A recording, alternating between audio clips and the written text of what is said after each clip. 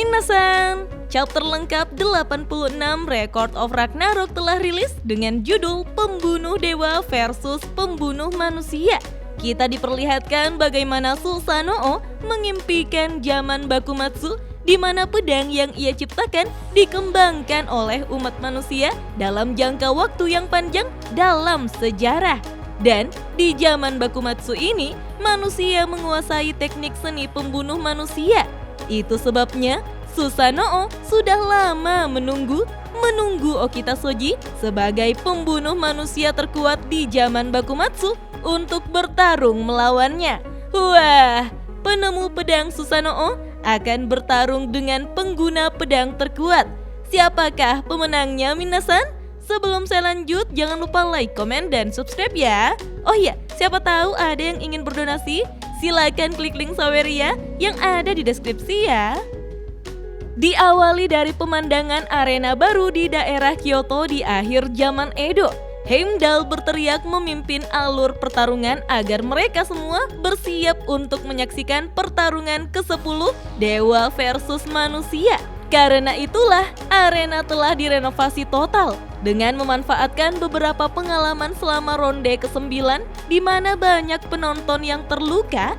Arena ini telah dirancang untuk ronde ke-10 atas permintaan petarung dari pihak para dewa. Arena untuk ronde ke-10 adalah tiruan sempurna dari Jepang, tepatnya di Kyoto pada akhir zaman Edo. Mengapa itu menjadi permintaan dari dewa, Minasan? Padahal itu dibuat jadi arena manusia. Para dewa telah memiliki 5 kemenangan dan 4 kekalahan. Hanya tinggal 2 kekalahan bagi manusia untuk menuju pada kepunahannya. Dan untuk mendorong umat manusia menuju ke tepi jurang yang sangat dalam, dewa pedang yang tak tertandingi akhirnya tiba di sini. Di zaman dulu, dewa ini telah membunuh monster berkepala 8, Yamata no Orochi, dengan pedang Totsuka no Tsurugi, yaitu pedang panjang 10 tangan. Kenjutsu, yang artinya ilmu berpedang pada saat itu, telah terlahir ke dunia. Dan kemudian muncullah sebuah pedang yang lahir dari ekor Yamata no Orochi yang dianggap sebagai senjata dewa legendaris, pedang Ame no Murakumo. Dan dengan pedang itu di tangannya, dia tak terhentikan. Saking dahsyatnya, tebasannya seperti badai dan kecepatannya seperti kilat. Dewa itu membantai dewa-dewa jahat yang ada di Takamagahara tingkat tinggi surga.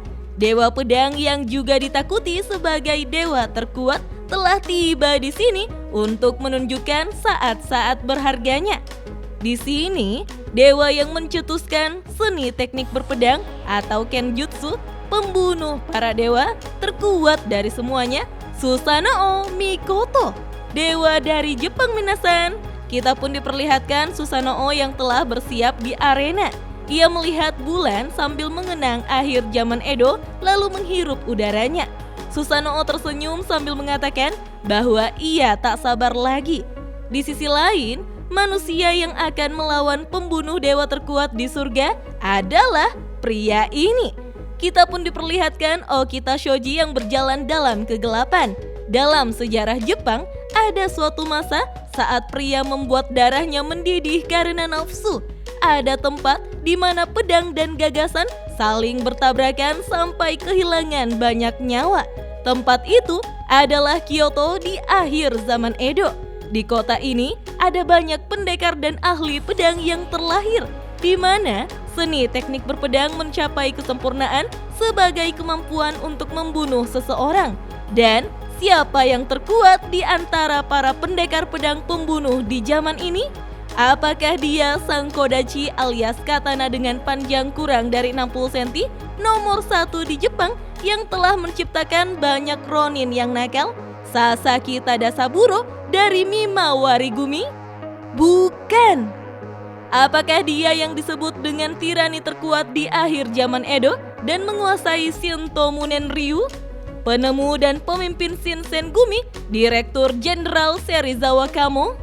Bukan. Lalu, apakah 4 pembunuh Bakumatsu yang telah mengubah zaman tersebut dengan pedang pembunuh mereka, Okada Izo, Tanaka Shinbei, Kaukami Gensai, dan Nakamura Hanjiro? Bukan. Pria kecil yang mengenakan haori motif kotak-kotak biru ini ditakuti oleh para samurai sebagai iblis. Pedang itu mewarnai kota Kyoto dan Osaka dalam ketakutan dan darah selama era Bakumatsu. Identitas aslinya, apakah dia manusia ataukah dia iblis? Pembunuh manusia terkuat dalam sejarah, dia adalah sang kapten unit pertama Shinsengumi, Okita Shoji dari Jepang. Okita mengatakan jika ia merindukan kota ini, bahkan aroma darahnya pun masih sama. Susanoo pun tersenyum melihat kedatangan Okita. Inilah dia, pembantai terkuat dalam sejarah manusia dan pembunuh dewa terkuat di surga. Di antara mereka berdua, siapakah yang lebih kuat? Heimdall lantas memukul lonceng sangat keras untuk memulai pertarungan mereka. Ketika Okita bersiap mau menyerang, Susanoo justru salah fokus melihat ke sebelah kanannya. Ia menanyakan kembali apakah benar orang yang ada di hadapannya itu Okita Shoji. Okita pun bingung dan hanya mengiyakannya. Susanoo kembali bertanya, apakah tokoh itu adalah Ikedaya? Okita lalu membenarkannya. Susanoo tampak menyeramkan dan seperti akan menyerang. Kini justru mendekati Ikedaya. Di sanalah Shinsengumi hanya dengan 4 orang saja mendapat kemenangan mereka melawan lebih dari 20 anggota samurai, loyalis Chosu dan Tosa. Susanoo tampak bersemangat melihat satu-satunya Ikedaya di mana ia bisa melihat bekas pedang di pilar sebagai bekas dari insiden Ikedaya yang telah diciptakan kembali dengan detailnya. Okita tersenyum melihat Susanoo yang banyak tahu soal itu. Susanoo yang mengelus pilar mengatakan bahwa zaman Bakumatsu adalah satu-satunya tempat impiannya. Okita menanyakan, apakah tempat ini memiliki kenangan bagi Susanoo? Susanoo mengiyakannya. Pedang yang ia ciptakan dikembangkan oleh umat manusia dalam jangka waktu yang panjang dalam sejarah. Dan di zaman Bakumatsu ini, manusia menguasai teknik seni pembunuh manusia. Itu sebabnya Susanoo sudah lama menunggu Okita Shoji sebagai pembunuh manusia terkuat di zaman Bakumatsu. Karena kali ini Susanoo lah yang akan bertarung melawannya. Kita pun diperlihatkan senyuman Susanoo pada Okita yang hanya melongo melihatnya. Shoji tak menduga jika dewa Susanoo yang akan dilawannya seperti ini. Sementara itu, para penonton di pihak manusia yang melihatnya berkomentar agar Shoji yang goblok segera bangun. Ia tak menyangka perhatian Shoji mudah sekali teralihkan. Seorang lainnya memanggil Nagakura untuk menghentikan suara berisik dan bodohnya itu karena ia sudah mempermalukan pasukannya. Yang lainnya berkomentar bahwa temannya itu sama sekali tidak berubah. Dia masih saja Shinpachi yang selalu serius. Orang itu emosi lalu menarik kerah baju dan mengatakan jika Hajime si keparat sialan mau menantangnya berkelahi. Hajime tertawa dan tak menolak bertarung.